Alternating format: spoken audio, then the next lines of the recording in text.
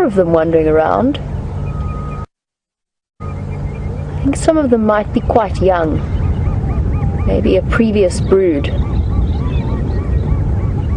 See how they all racing off. Yes, these are juveniles, and I think that the adult is just a little bit behind them. Interesting little creatures, very interesting little birds.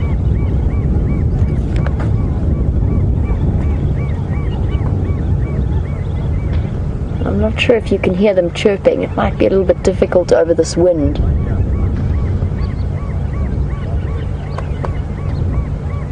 All making soft squeaks.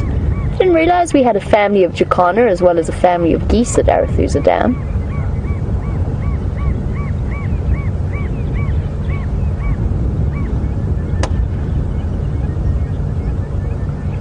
Okay. Lions are just up ahead. Can you spot them? Have you spotted them yet? I can see them from where I am. Where do you think that they might be? I think Brian's gonna give you a quick sneak peek.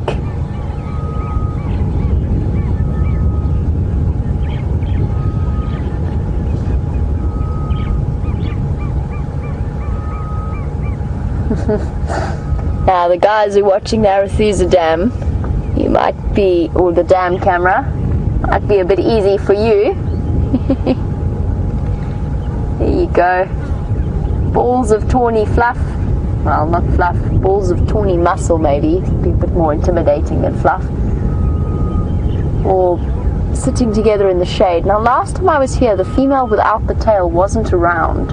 I'm not sure if she's back again. So when we came here earlier with the rest of the crew, or some of the rest of the crew, she was largely absent. So I'm very curious to see if she's there now. Let's go and have a look and see who we've got.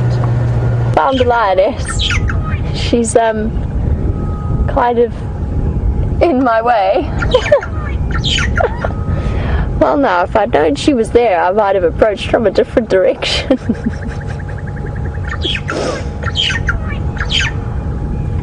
There's a starling making a furious amount of noise. This is the young lioness with the tail.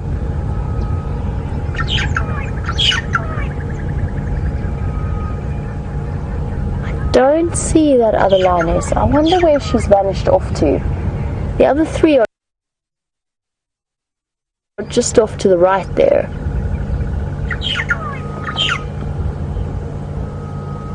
That starling who's chirping away above our heads and making all of that noise whilst I'm trying to talk.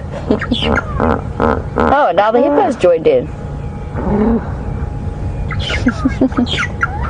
The starling is just doing his evening chorus, as it were. There he is, well spotted, Brian. He's just chattering away. It's not an alarm call at the lions, he's just contact calling. Now, those of you who've been watching these lions all day on the Arathusa Dam camera, I have a question for you. Did you see the female or both females come out at any point? Because when we were here earlier, we definitely didn't see her, and we weren't able to figure out exactly where she'd gone. And now sitting here, as far as I can tell, unless she's on the other side, which I can't see from here, and I have a lioness in my way, I don't think she's around. I'm going to shuffle forward a little bit, but I definitely can't go past this lioness unless she chooses to move.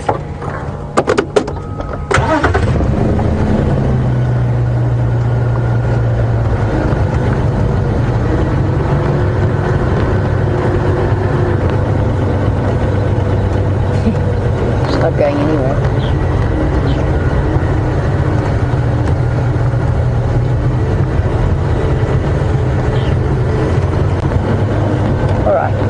No, I can't see the lioness. I'm going to stop here for the moment. I mean, obviously I'm not going to get any closer to her. It looks, just for the record, it does look like we're closer to her than we actually are. I'm not going to drive right up on top of her. I've still left her with plenty of personal space. It's just because of the angle that the camera's at, that it looks like our bonnet's in the way. She's looking much more relaxed than she did earlier. They all are. They seem to have found a safe haven. And I don't see that female without a tail anyway. Alright, well I think we're going to have to reposition. To do that I need to loop around. Now obviously, being in the position we are in, I can't really get a good view of her properly without having to be further back on the bridge. I can't get a good view of these three. I didn't know she was in the middle of the concrete quite to that extent. Of course, by the time I've looped around, they could have moved. So what I'm going to do is go back a little bit, answer a couple of questions about whiskers, and then we'll loop around and reposition to a better spot from the other side.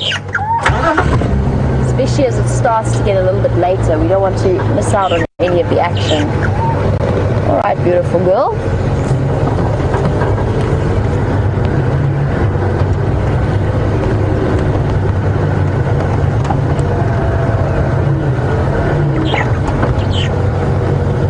Alright, well let's just have a look at which young male we've got here and whether or not he's whether he's the injured one. That's also one of the other reasons that I want to come around and just double check them. I want to have a look at that injury from a different perspective. Or is that female? I'll grab my binoculars. He looks fine. They are young lions. We spoke quite a lot about this, or we spoke at length this morning about the fact that they're probably somewhere in the region of about 2 years old. They're still only just at the sub-adult stage. Not sure if I can see the female behind them, but they're only just getting their mane coming through, just got those little spots. And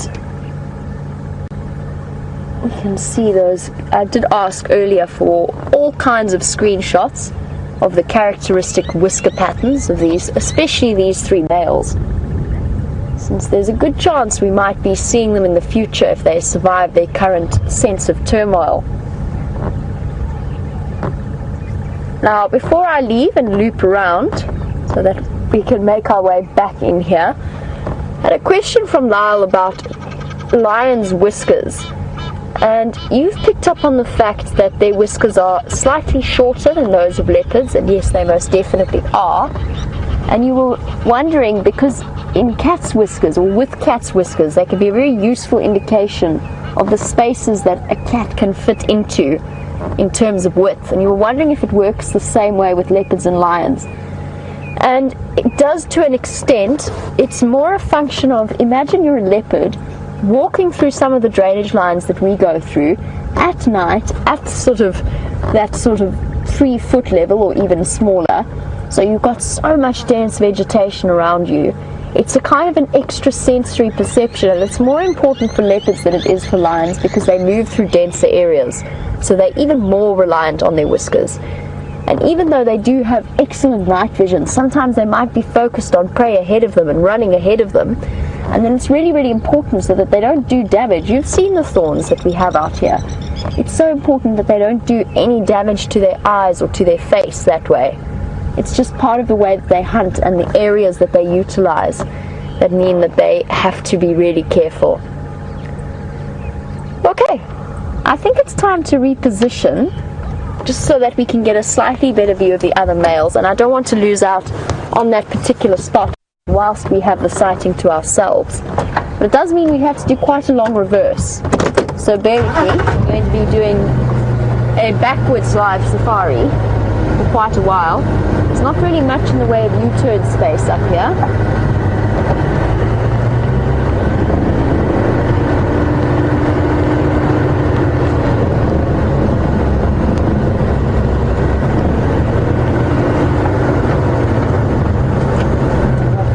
No range the whole way either. Okay, so reversing backwards all the way, back past the dam, up over the dam wall,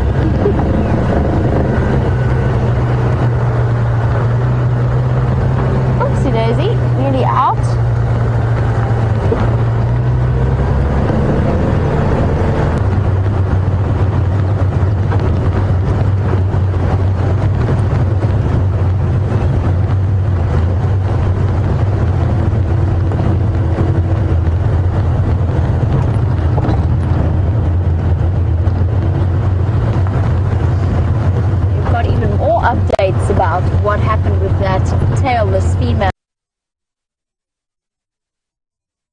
Ouch, bug in the eye.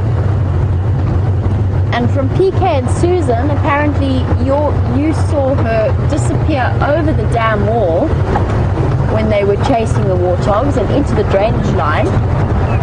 And that sounds about right. That's probably where she stayed at this point.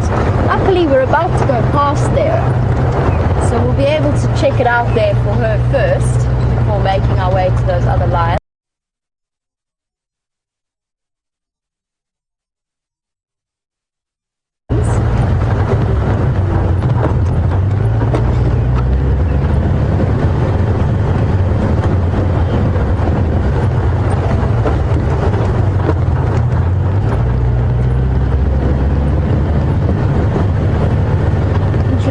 I think she must have been hunting with them and then just decided. I noticed when the males went to lay down with her this morning that she wasn't feeling terribly sociable.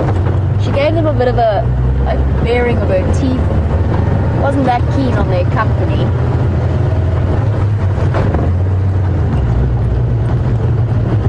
Where they came from. Their tracks are all in the road here, so they've walked all the way from the southwestern corner of Arethusa and done a big loop and then gone back towards the dam.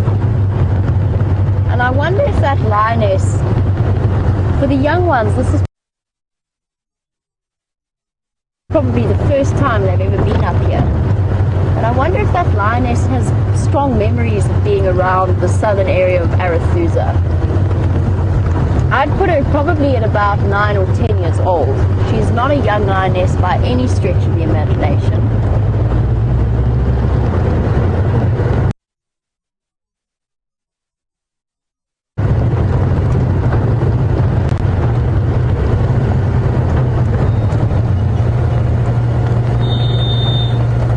Sorry, he slammed on brakes.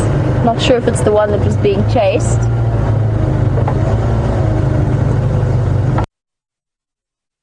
Could have been one of them.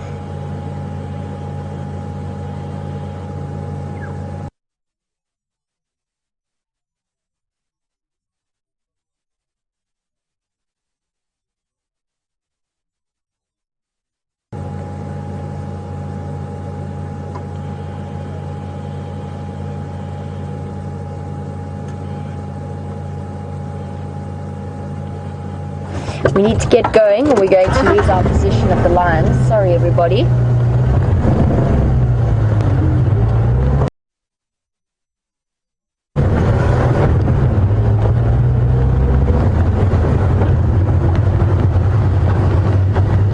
Our stations, when I was with those in Gala, they were open lock. I'm just looping back around towards the northern side of the dam.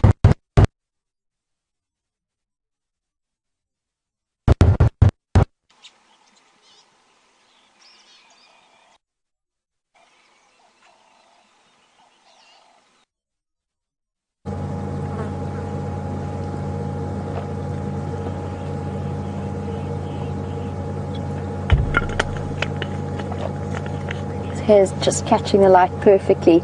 Alright, sorry warthog. We have to go or we won't see the lions.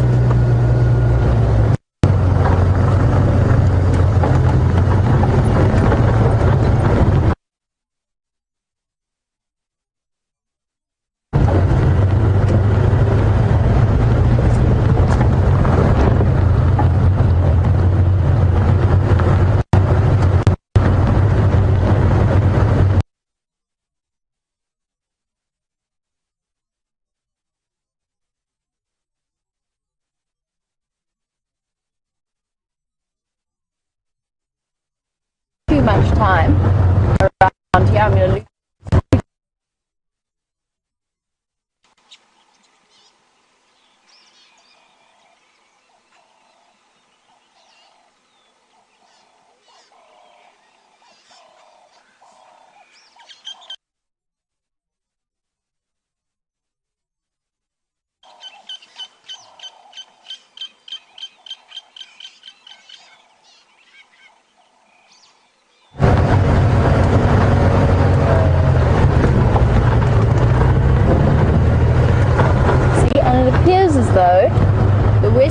image of Arethusa also plays havoc with our signal. Here we go.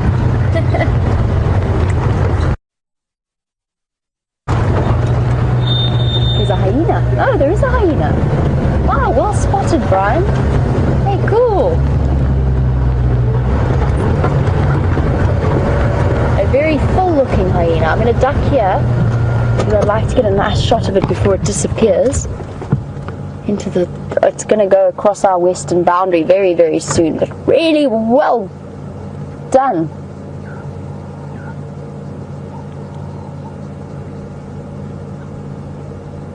Awesome.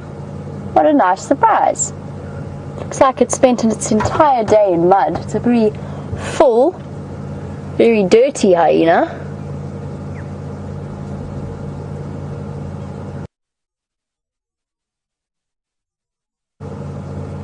Well spotted, Brian. That's really nice. I haven't often seen hyena on Arethusa, though of course they must be here. Very, very round belly. That's an absolutely enormous hyena. Definitely not a young individual.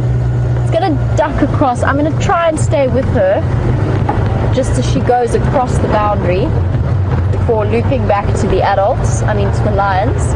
But she was quite a seriously sized hyena. Very impressive. Huge belly. It disappeared already. This is right on our boundary and into the drainage line. She's vanished somewhere there.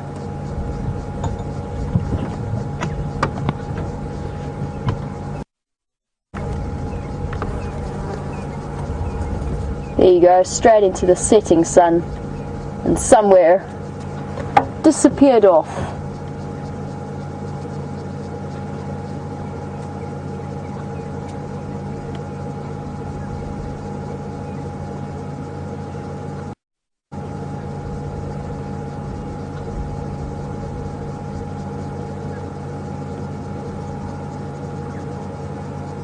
Okay, well that was epic. A nice surprise there from Brian. Completely unexpected. It's one of the first hyenas I've seen in Arethusa. I think that's just because we have spent so much time acquainting ourselves with the ones of Djuma. We haven't spent all that much time getting to know the ones of Arethusa. They must be around. I don't know of any active den sites, but I'm sure there are some somewhere here. Or maybe just across an elephant plains. In terms of our clan and territory sizes, most likely this is a different clan that we're seeing, a hyena from a different clan. We're about, I'd say about 10 kilometers away. No, that's maybe an exaggeration. 7 kilometers away from the current active hyena den. It's in the northwestern corner of Djuma. We're in the southwestern corner of Arethusa. So most likely a separate part.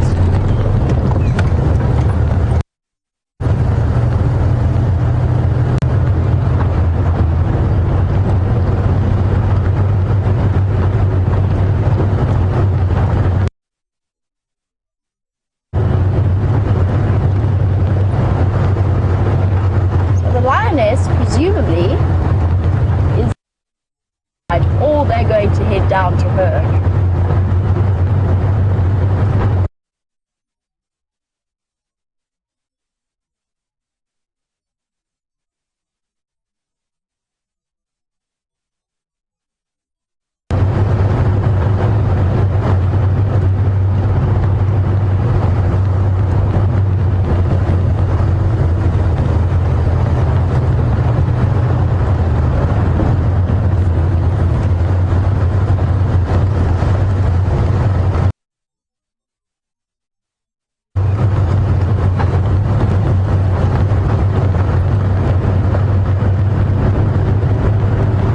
Hopefully once we're back towards the lions, then our comms will be a little bit clearer as well. follow through with more of your questions.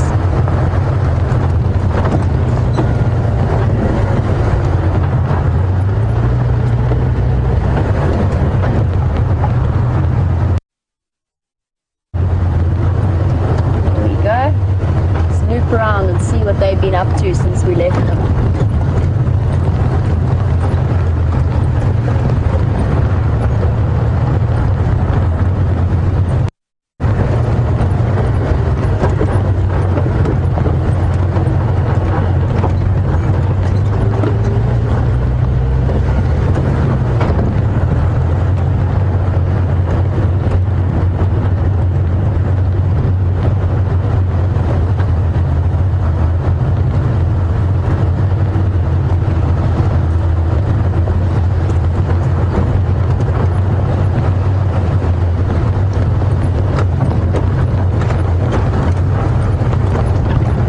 In our absence, there's 2 vehicles. At least they can help us keep an eye on things.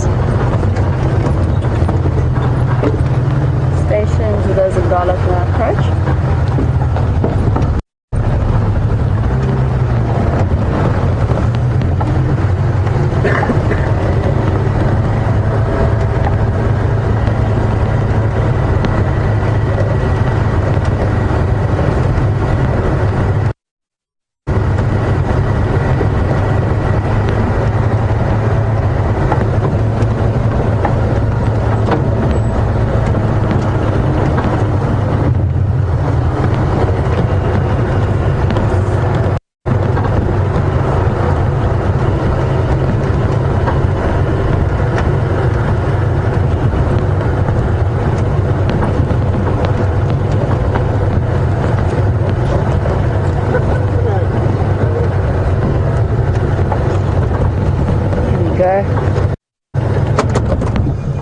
So we're back on the other side now that we've done the full loop around the females sleeping on the dam wall.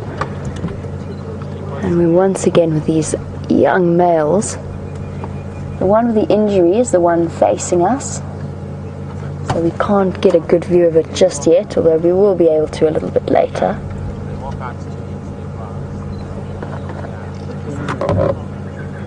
As I said, they are looking a little bit thin, but will hopefully be up and about. Right, so a bit of a recap for viewers who might have missed it, or new viewers, as to what's happening here. These are the members of the Tsalala Breakaway Pride. Now, over the last few weeks, we've had some serious disruption in the lion dynamics around this area. So the 2 dominant males, the Matimba males, that used to hang around Arathusa and Djuma, as well as Buffelshoek, they were usurped and pushed out by 5 young males who came through.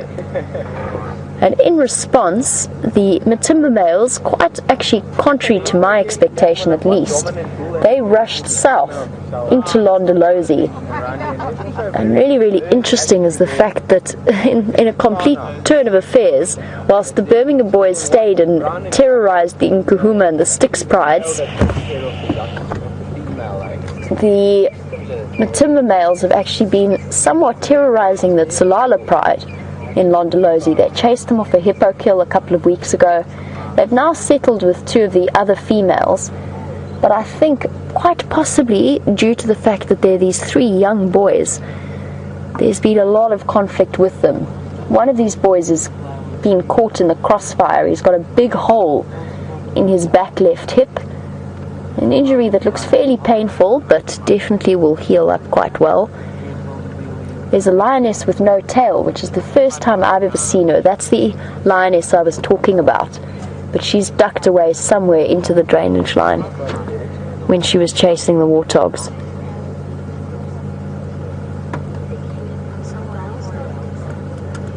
And it's going to be very interesting to see how this situation plays out.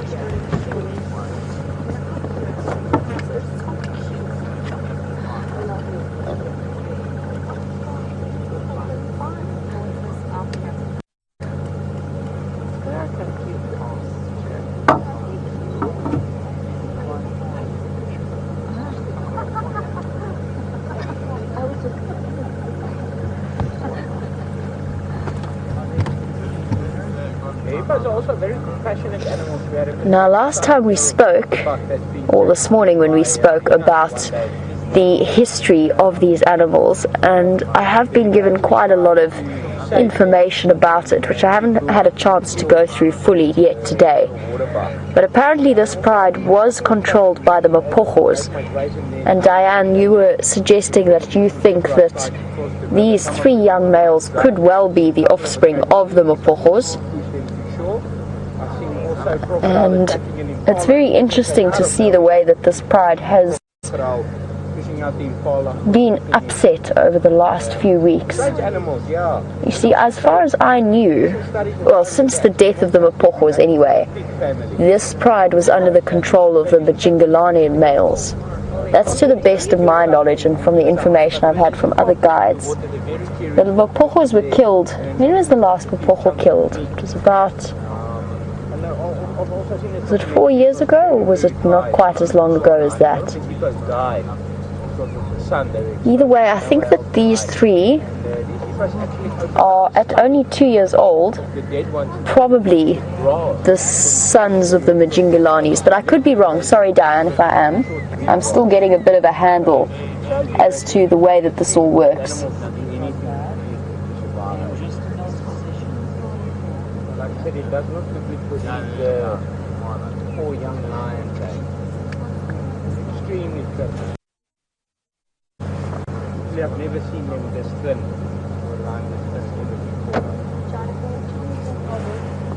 It'll be interesting to see what they do over the next few hours. They're definitely going to need to hunt. They're very, very hungry.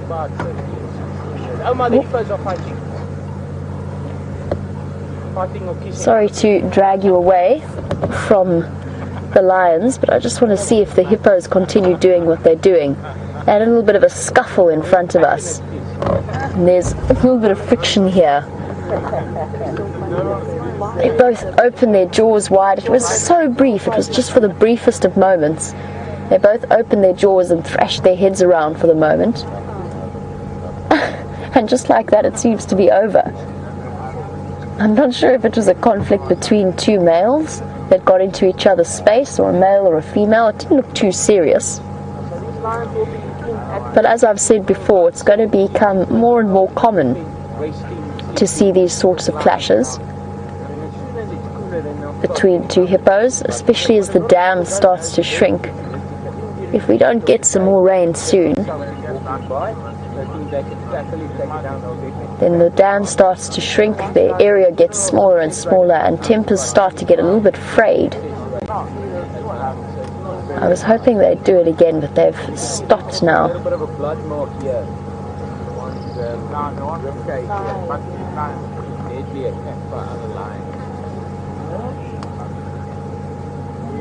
really hope these guys actually get something these days.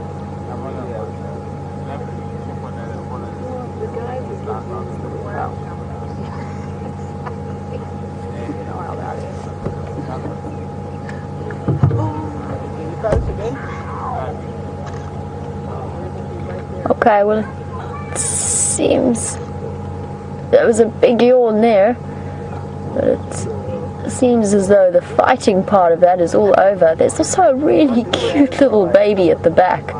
I don't know if we're going to be able to get a good view of it. I hope it pops out. Mom is currently wearing a blanket of water weeds at the back there, at the back and the left of your screen. She's going to duck off again. But there is a tiny calf. I'm sure regular viewers of the Arathusa Dam camera must have seen that calf coming and going.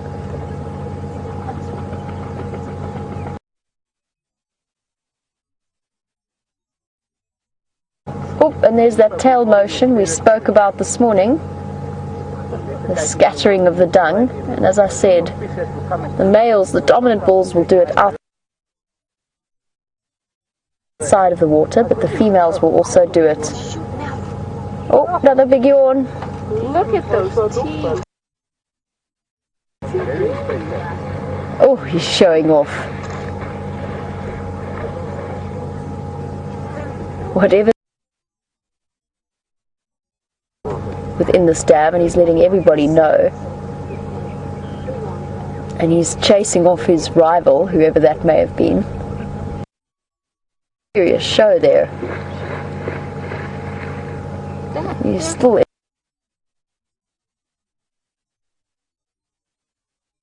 Yeah, it's probably lying down or... and just like that, done with the display. He won't be lying down. The other hippo that he was in conflict with has completely moved off already. Can I open his mouth? Oh, there he goes. Quickly, folks. Another big yawn. And that's not actually... Oh, is he going to roll? Yes, there's the foot. Just like what we saw Bob doing the other day. Oh, what'd he do? Big rolling over onto his back. That is terribly intimidating, hippo. It's exactly what we saw Bob doing before. The yawning and then the rolling. He's letting everybody know how big and scary he is. Here he goes. Up out of the water. And I don't know if he's going to follow behind that other hippo or if he's going to give us another big yawn.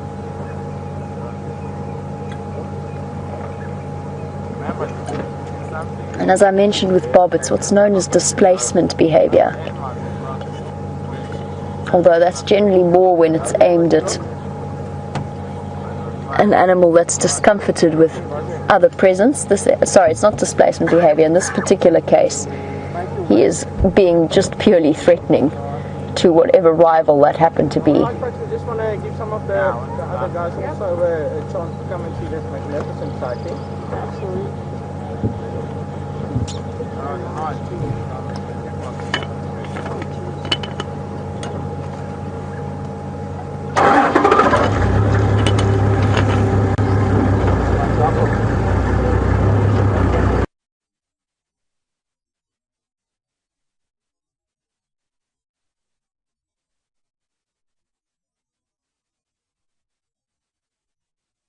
And we can have a good chuckle at him yawning and displaying.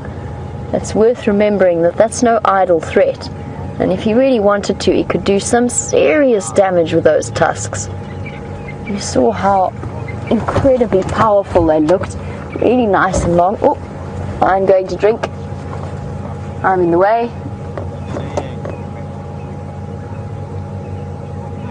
It's the lion with the wounded back leg. He's trying to find a nice position to drink from.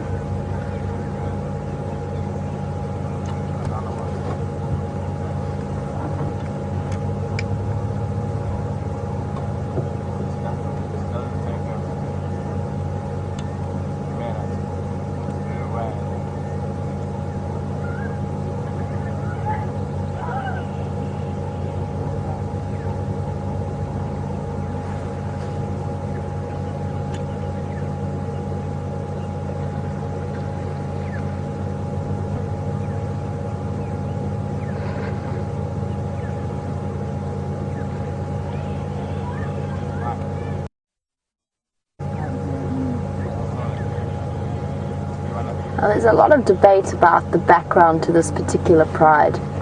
So Vicky, Diane and Chris, you're saying this is not the Tsalala breakaways because they have cubs. You're saying this is the actual Tsalala pride. I'm going with where I came out with breakaways was from messages that went through from the other guides, but they were still trying to work out if that was the case or not. So it's useful to have that kind of information. And he's having a big drink. That wound on his hip is fairly serious, but it will heal. But it is obviously causing him a fair bit of pain.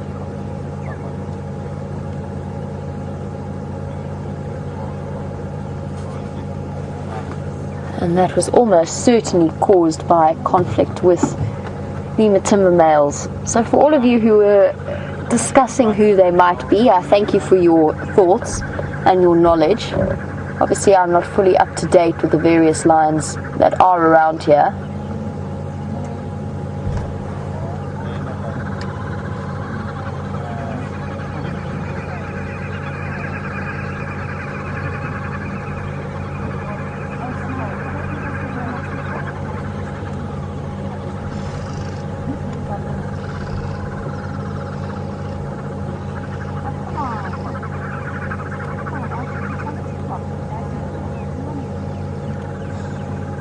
Apparently you've got a dual view here, with our view of the lion drinking and then the Arathusa Dam camera giving you a lovely front-on angle.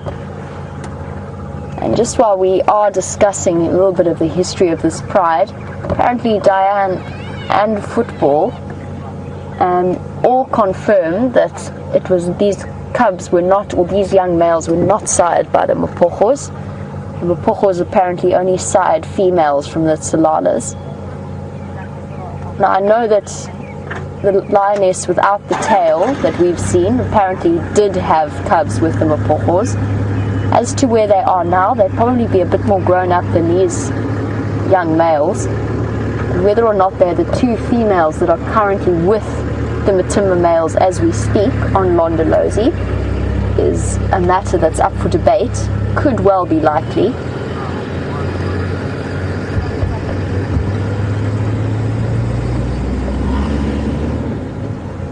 Oh, he is so thirsty. That was a very long drinking patch. I'm not driving all the way down to the dam to get us a shot, just because we are right in front of the lodge and it is going to not help them out in terms of erosion along their view of the dam. So I'm not going to in any way do that. We've still got this wonderful view of him. Shifted his back end up and you can see that room quite clearly. Looks very, very uncomfortable. Hello.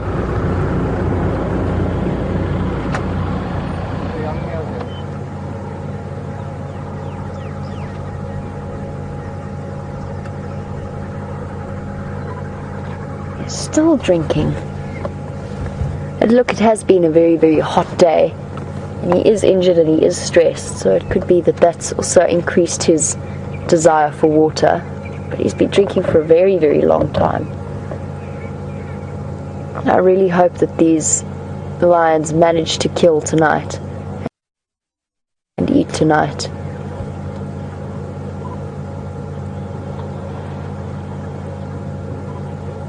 It's fascinating how it's all come full circle back onto Arathusa and into our area. How incredible is that? The story started with us, with the Birmingham boys, and that very first day when they rushed up and started, our female's going to go and join him. This is the young lioness. She might be the daughter of the other lioness without the tail that isn't quite here at the moment. And I'm wondering if they're not going to very soon get up and start moving towards wherever she is. Big yawn. And I think once they've had a drink they're going to move off and start looking for her, and even then quite possibly start looking for opportunities to hunt.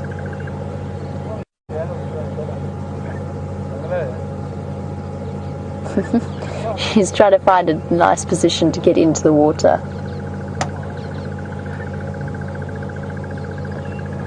You must have a wonderful view from the Djuma Dam, from the Arathusa Dam camera as well. That's beautiful.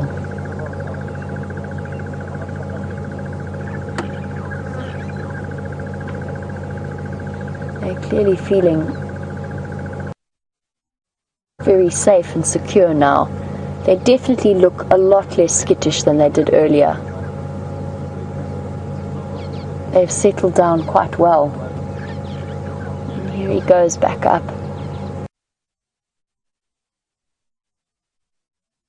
He's not limping terribly, but it is painful.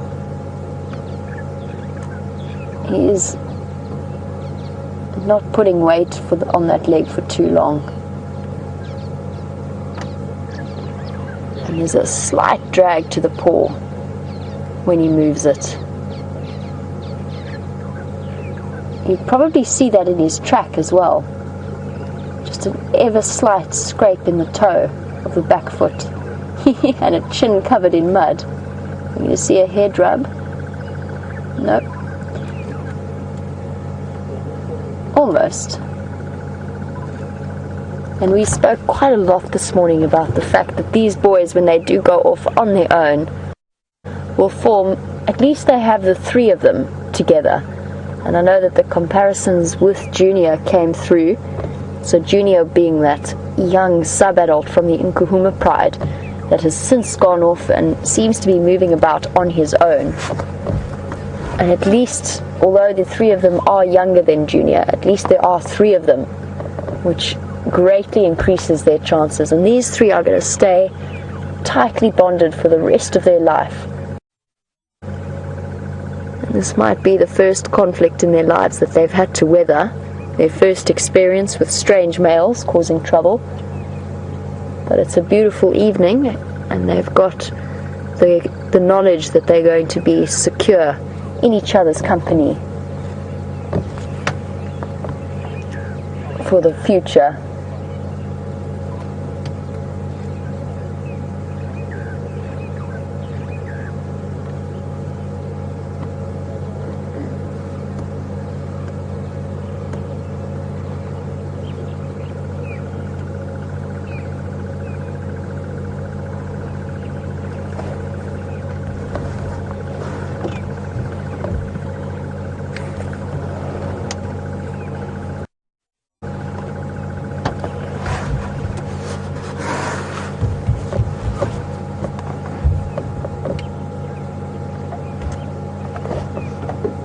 Lioness is still also busy having a very, very big drink. Well, I suppose with it being 35 degrees earlier, it's not surprising.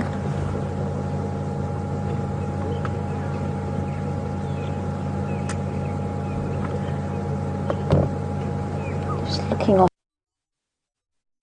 intently, off to the left.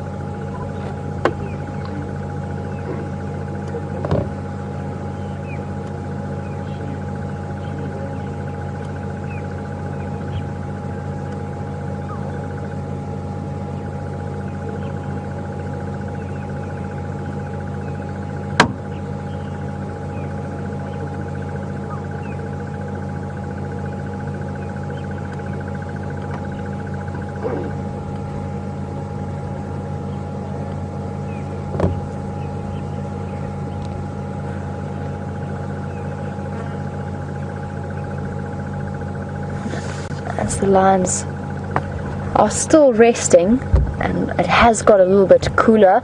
It's dropped down from 35 to about 27 degrees, so it still feels warm, but I think these lions are still going to be reluctant to move. And on this really beautiful summer evening, I believe that the drone is up and about and having a look at the sunset, as well as a herd of elephants. And since I couldn't get that herd of elephants nice and clearly for you earlier, let's head across and see what the drone is doing, and I'll catch up with you a little bit later.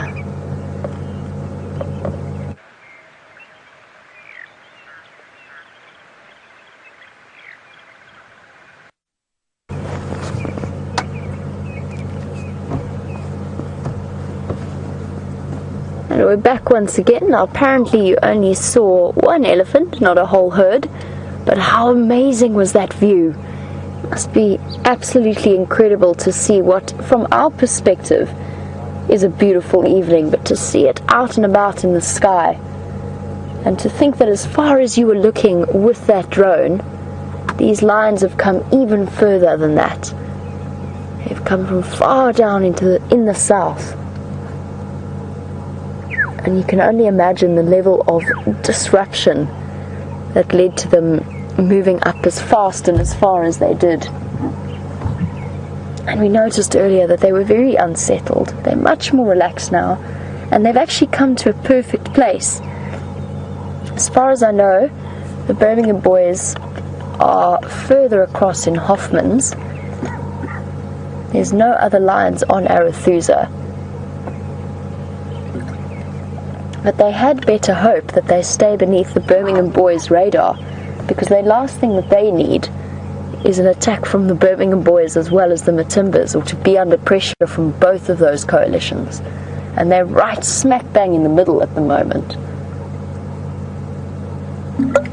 They found a place of temporary sanctuary and tranquility,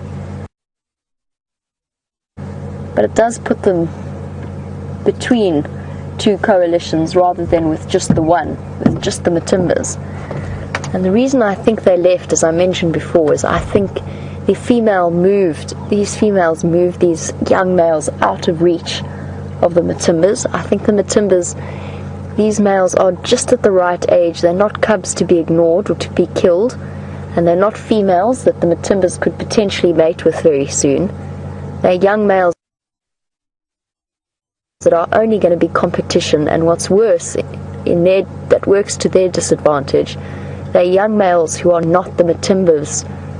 They were not sired by the Matimbas.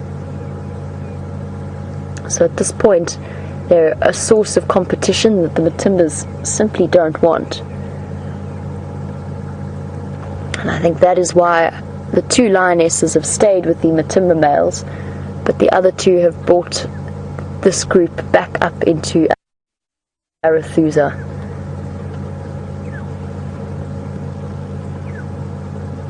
I must say, they do look rather contented, quite happy and flat. Be so interesting to see if they are still here tomorrow.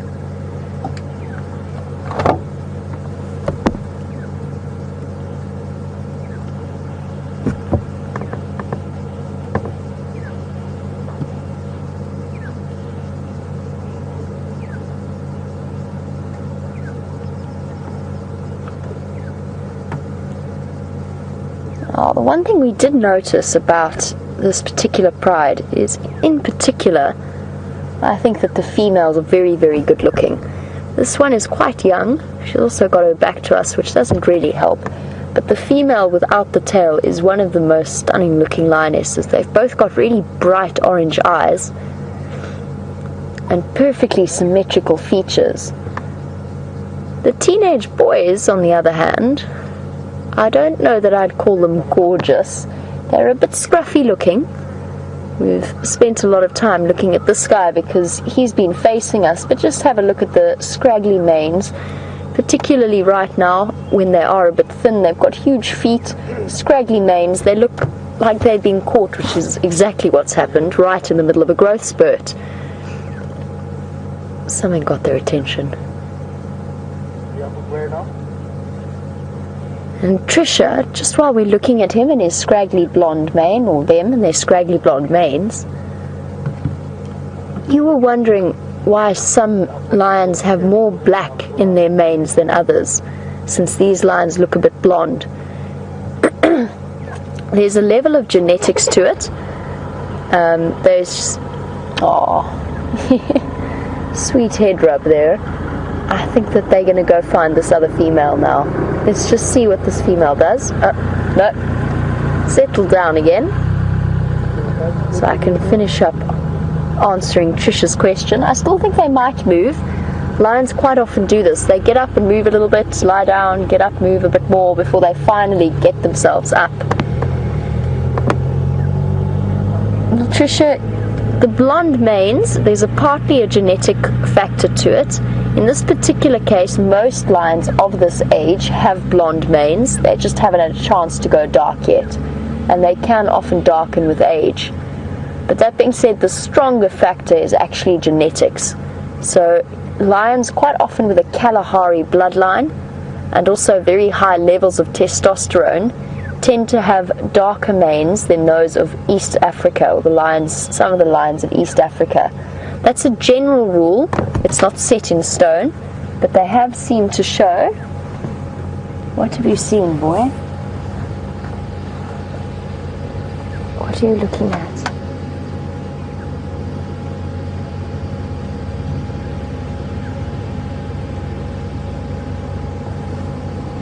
You can see by the way he's standing, that flap of skin around the back of his stomach is a very clear indication of a hungry lion.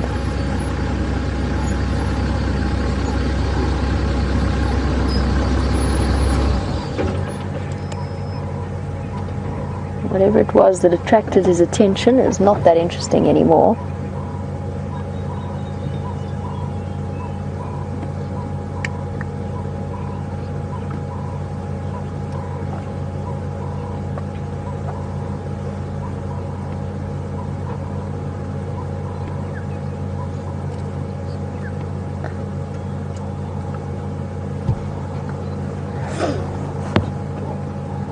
I've mentioned that he's looking very, very thin. And Dr. Debbie, you were wondering, based on their condition, when last they had a good meal. And I would say it was probably about 6 days ago or so, maybe even 7. I know that they were chased off that hippo carcass a week or 2 ago, so it was before then. I'm not sure how much they managed to eat before they were chased away, but it's definitely getting to the point where they are going to need to get some food in them. Now these lions could still survive for quite a lot longer. They've got another few days at the best, at the worst, and probably up to another week or more before they start to get to the point where they're too weak. I also think that their condition at the moment comes from the fact that, well, we're just going to have a quick windscreen wipe. Is it a bug, Brian? Every now and again in summer you meet a bug, or a bug meets your windscreen, what's it called? Help me? The screen of the camera? The lens. The lens, thank you. I had a moment. Every now and again a bug gets onto your lens. I also think that their condition at the moment, because they are looking so thin, is not just caused by the fact that they haven't had a lack of a meal. I also think that they are incredibly stressed out. And we saw that female without the tail earlier. These guys do have very clear, defined black eyeliner, so to speak. They've got very clear dark lines around their eyes, but if you look closely, it's not so clear on the males, but it was very, very clear on the female. Looking a bit closer, there's actually lots of ticks around her eyes, and that's also a clear indication of an animal that is stressed. They often carry ticks, but she's got quite a lot of them around her eyes.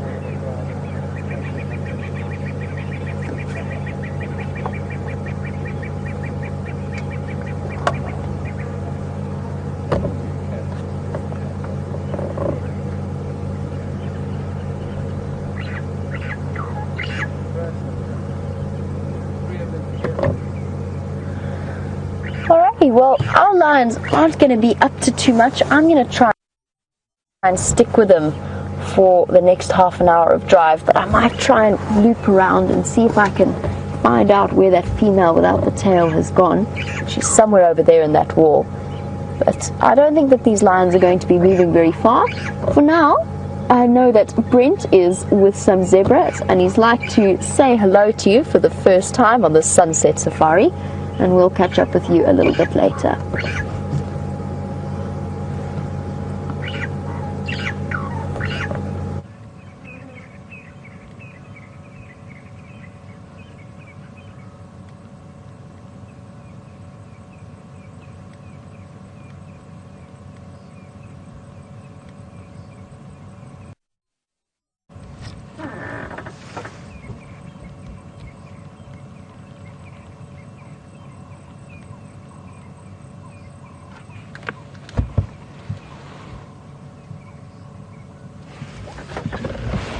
Good evening and welcome to the Sunset Safari from us. I know you guys have been with Jamie for a really long time. Jeandre and I have still been up to super secret bushwalk stuff. And so secret we can't tell you about it yet. But we have found some zebras here on Cheetah Cutline and in the twilight. And obviously it's getting to that stage of the evening where it's getting a little bit risky to walk. So we're back on the vehicle and we are slowly making our way home, and I thought you guys might like these zebras in this beautiful late afternoon light. We're just going to move a little bit closer to them now. But we'll just say that the super secret stuff is really, really fascinating. Really interesting, and hopefully we'll be able to tell you about it quite soon.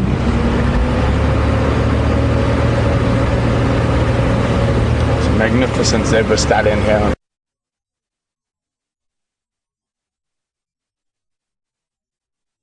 the left, prime condition.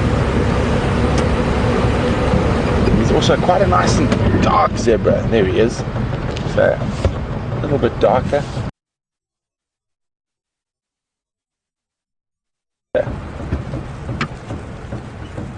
Same thing as that some people's skin is slightly darker. When you see how thick his neck is, and he's munching away quite happily on a lot of this nice fresh grass. And zebras are bulk grazers, so they're not as fussy as a lot of the other grazing animals, and they pretty much munch everything that comes into them. And they've got that hind gut fermenting stomach, so they don't process as much as a wildebeest, for example, who's a ruminant. That lovely, almost pink tinge from the sun that's already set. And these zebras are looking very happy and healthy.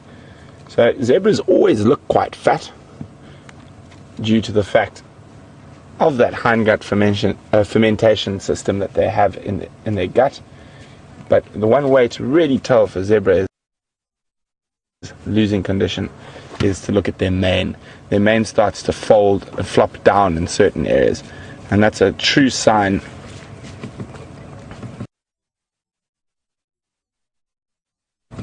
that a zebra is in losing condition. And you can see these zebras' manes are perfect. I think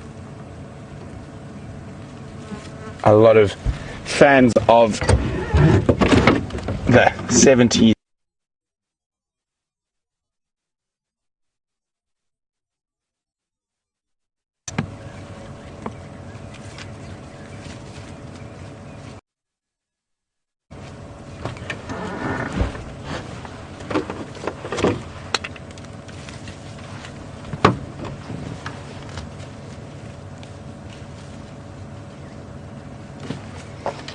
It was an absolutely magical time of the day.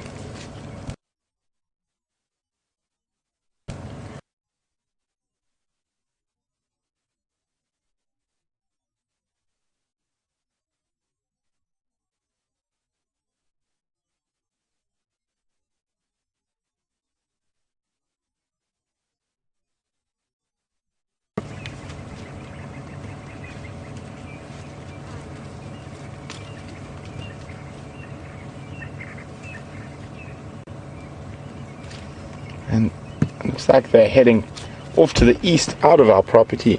There is a waterhole not too far there, so maybe they're off to have an evening drink.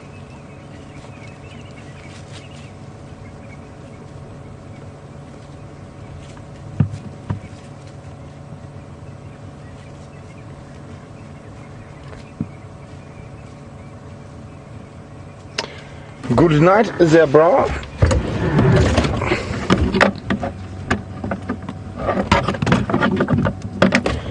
We're going to continue on,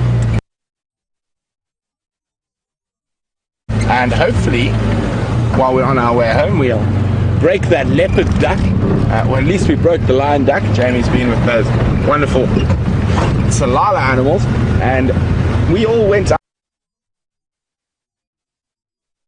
out during the day to have a look at them as well. And I haven't seen that pride since 2008, can you believe it? The original Tsalala pride was a pride I used to see a lot of when I worked at Londolozi.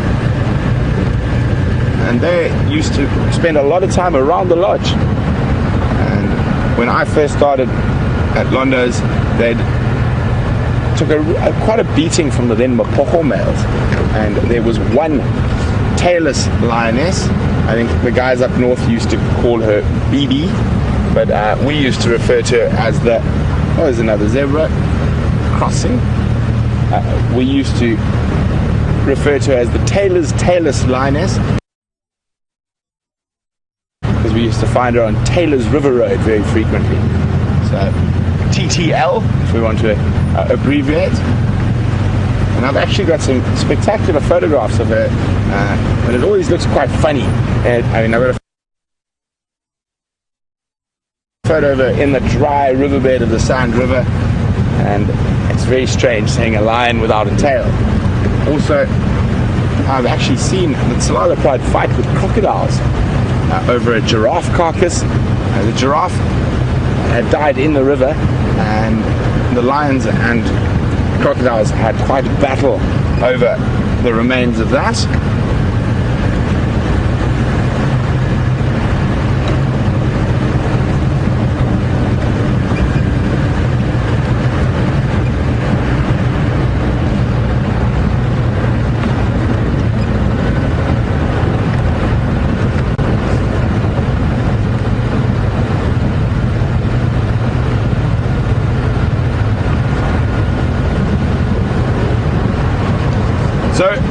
Thanks for joining us, even though it was for a tiny little bit. We're going to cross quickly across to Jamie. That Tsalala pride we're just chatting about is on the move, and hopefully they give you a spectacular rest of your evening drive.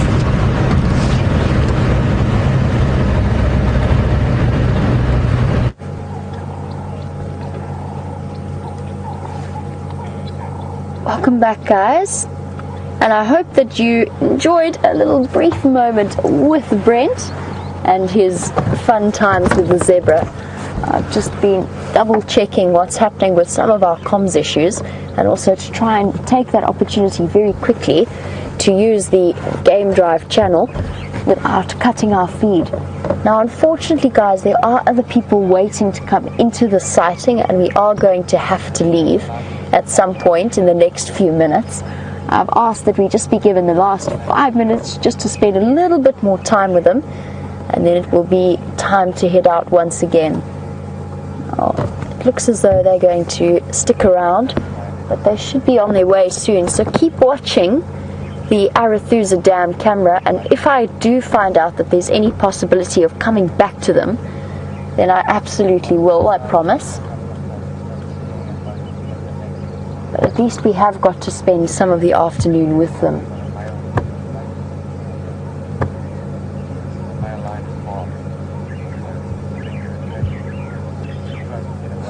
And they make quite the trio, these three.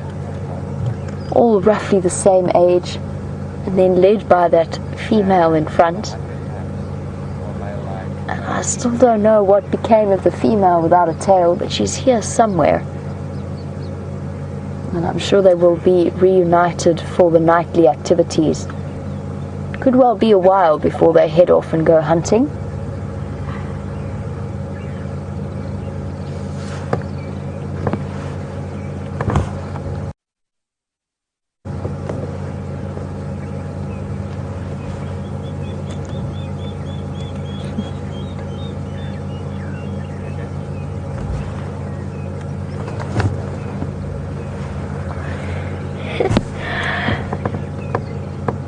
Now, we spoke a little bit earlier about Junior and how similar these young males are to Junior. And they're in the same position that he's been in. Now, Cameron, who is 5 years old from Ohio, you were saying surely these three could be friends with Junior, and maybe even Junior could protect them from the Matimba males, since he is the son of the Matimba boys. Now, for those of you who don't know, Junior is a sub-adult male from the Nkuhuma pride who's right on the cusp of adulthood, and I think he has dispersed off. But Cameron, I have really good news to tell you. We don't know for sure, but if these three did meet up with Junior, then there's a good chance that they would stay with him and form a coalition with him and be his buddies for the rest of his life, because it doesn't matter that he's not their brother or anything like that.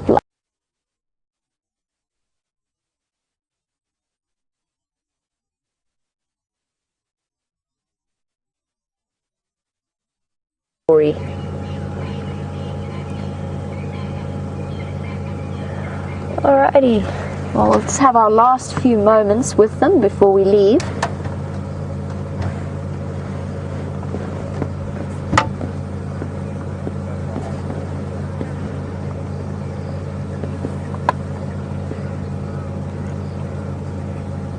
Now, it's a difficult situation for them to be in.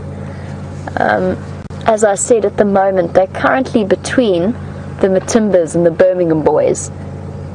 And Sandy, you were wondering if there's a place where they could go where they'd be safe from all of them, or at least both the Birminghams and the Matimbas.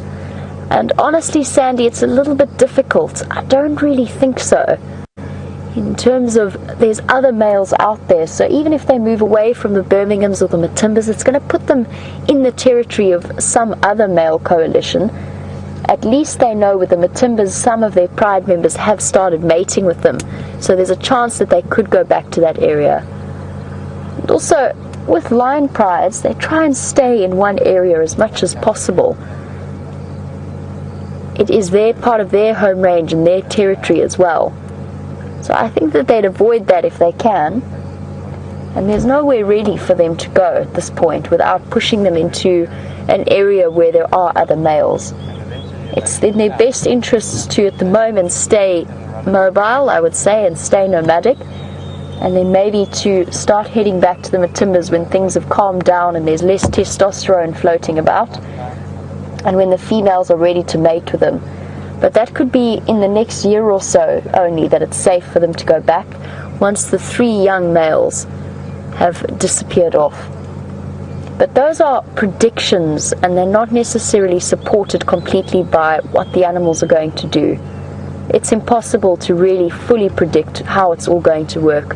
We could be talking to you in 2 weeks' time and saying that the Tsalalas were seen back with the Matimbas, all feeding at one carcass with the young males as well.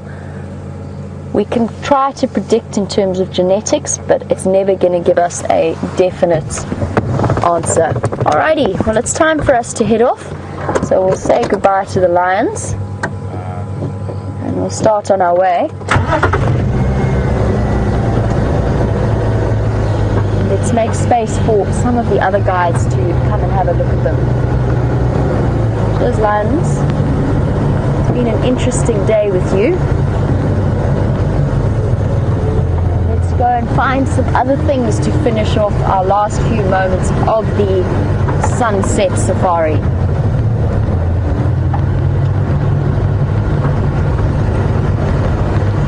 Stations, I'm leaving Shlambi and Gala.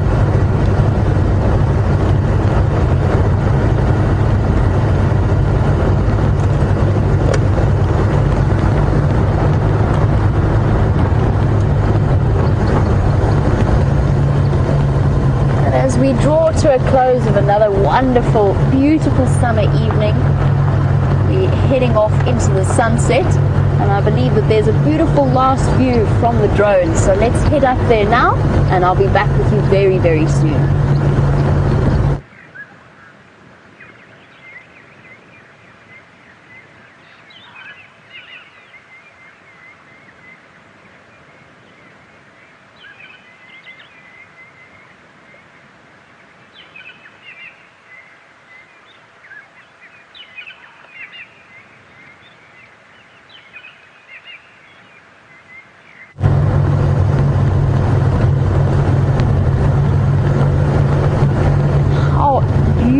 Was that view from the air.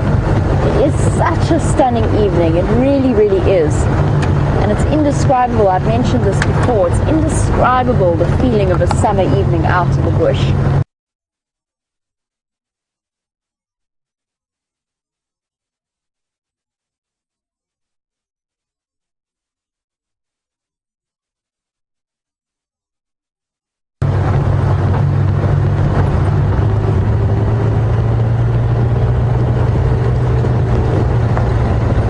I said, it's an absolutely beautiful evening. It's now dropped down to 25 degrees, but still really, really warm. And the remnants of it still feels fairly baking. I think it's just because the sun has spent all day beating down on the earth, and it still seems to be radiating up from the base. I'm not driving with any shoes on, and I can definitely feel the warmth, although admittedly a lot of that I think comes from Wendy. But I could feel it even when we were sitting at that lion sighting by the dam. You just know that there's so much heating going on at the moment. The sun was incredibly strong when we were out earlier, when we came back to the lions.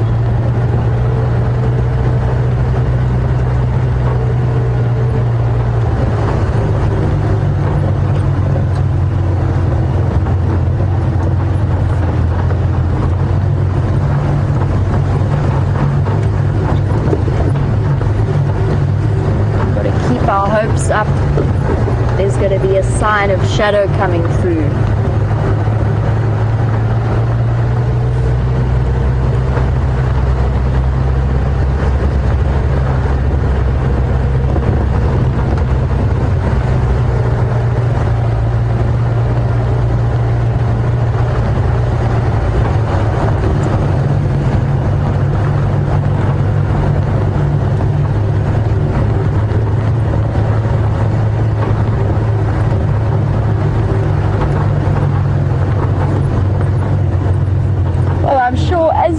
have realized is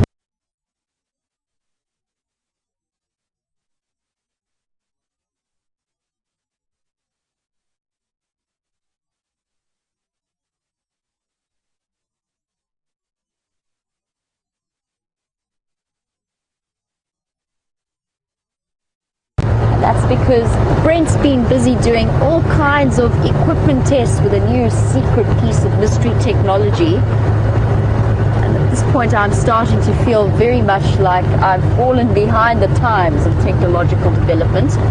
I can only watch in admiration as the people around me know what's going on out there in the technological world. And we've also been doing a lot of tests with the drone as well, all in preparation for bringing you the best possible live safaris that we can. For that reason, we just thought we'd give the fireside chat a miss tonight. But we will be, never fear, we will still be continuing, and I know that James Henry will be back very, very soon, in the next few days or so. I hear rumors that he might be driving on Thursday, but those could be rumors. We'll have to wait and see. And I'm sure that he's keen to be out in a fireside chat and playing a guitar for you.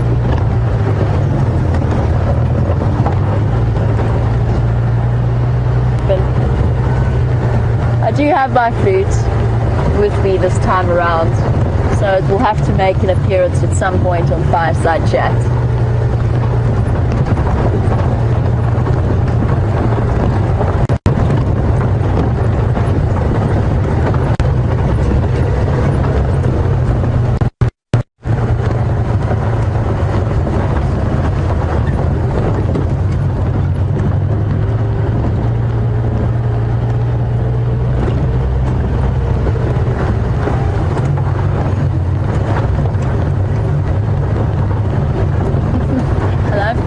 I've scanned this drainage line over the last 2 days. I must have been through it and past it and looked at it about 10 times. And I know that Shadow is hiding here somewhere. She's somewhere around here. It's just a matter of figuring out exactly where she is. But we'll find her. Don't worry, we will find her. I'm sure you're all keen. But so amazing to have a chance to spend some time with a lion pride that I certainly have never seen before, and I'm sure a lot of viewers have never seen before.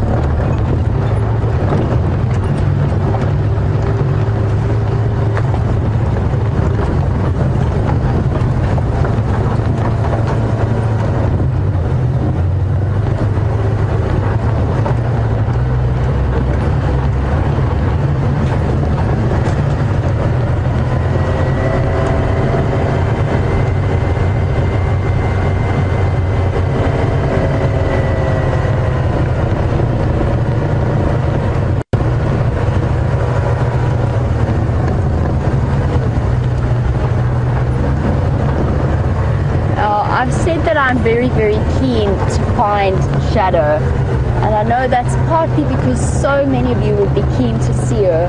It will be the first time we've seen her since her separation from Shadow.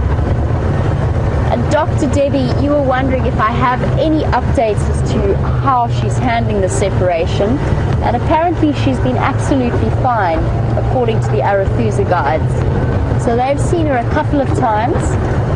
She hasn't been frantically calling or anything like that. She's just been going about her daily, day-to-day business.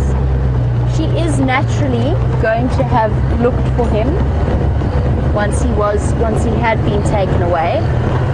She probably was incredibly confused, and as I've said a few times, I really, really wish we could have explained the situation to her. But as it is, as sad as it is, it's still the best outcome that could possibly have happened in a rather bad situation, or a very, very unfortunate situation. And we're going to work together, or at least everybody has worked together to keep Shadow's first offspring that she's managed to raise alive.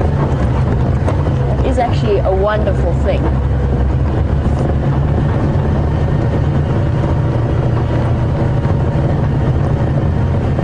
No updates apart from the fact that she seems to be absolutely fine.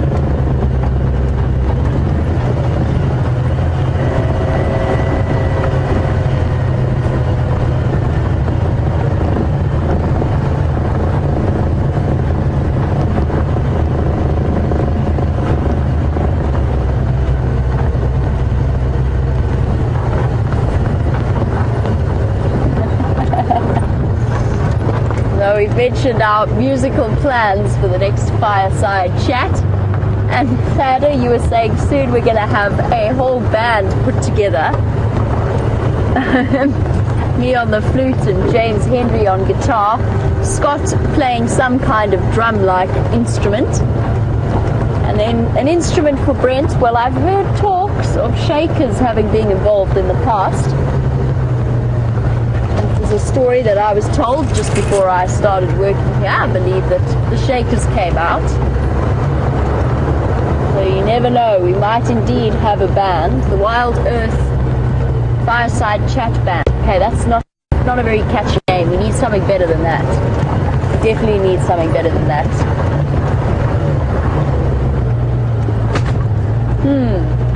I'll leave it up to you guys. I'm sure you're far more imaginative in terms of picking out our band name. Though it will, of course, have to be run by James Henry first before officially being adopted.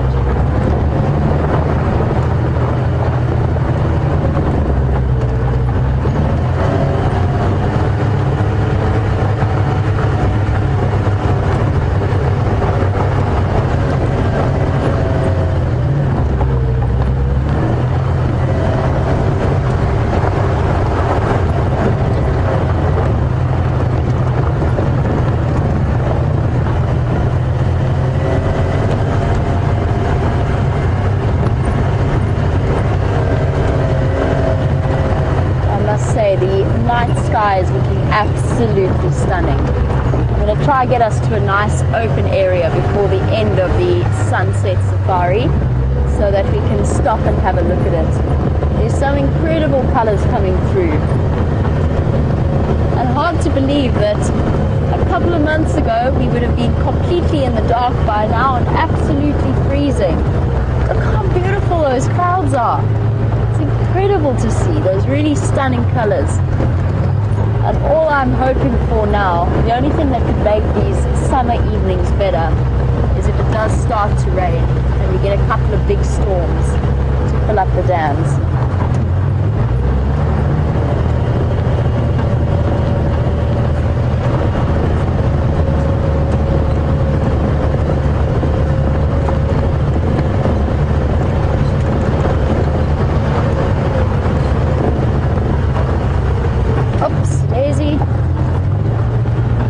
The Arathusa big bolsters, big speed bumps that they've got here. They're very, very sharp. Oh, there's a bush baby, but that's going to be almost impossible to get.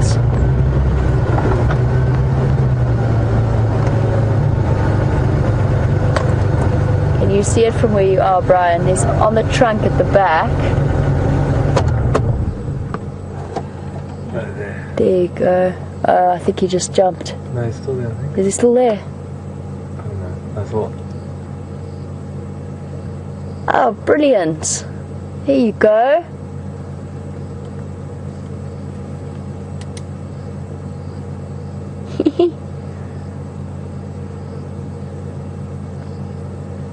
Oh, I don't know where he's disappeared off to.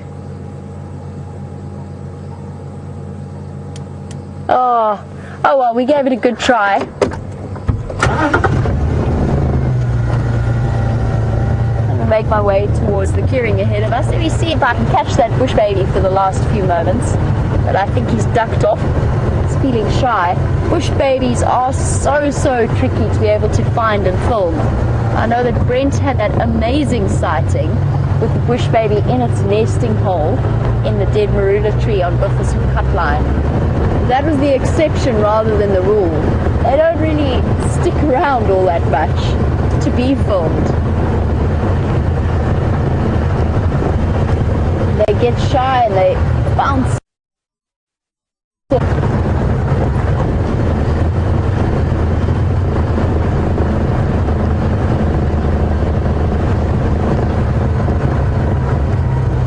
It has been a truly incredible day. I don't think that I'm going to get to the open clearing before we reach the end of the sunset safari. But take my word for it that it's the most incredible evening out here. It's still lovely and warm. The smells of the wildflowers are starting to come through. And there's just a beautiful atmosphere. It's relaxed, but with that sense of expectation that comes with every African evening, as you wonder what the night is going to bring. And I really hope that for the Tsalala Pride, tonight brings them luck and success in their hunting endeavors. They're going to need some food fairly soon, and I hope they get it tonight. Oh, it doesn't look as though we're going to make it. I love it. Wingnut's idea for the band name, Karula Cruders. Very, very entertaining. Very witty. Anyway, thank you for a wonderful afternoon of lions and that wonderful Tsalala Pride that we've seen or at least my very first time of seeing them. It's been great to spend it with you and to hear all of your questions and your comments.